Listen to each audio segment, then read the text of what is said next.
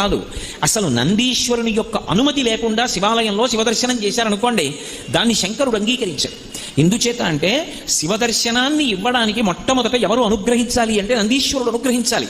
ఎక్కడి నుంచి వచ్చింది నందికా శక్తి శివపరివారంలో అంటే శిలాదుడు అని ఒక మహర్షి, ఆయన మహానుభావుడు.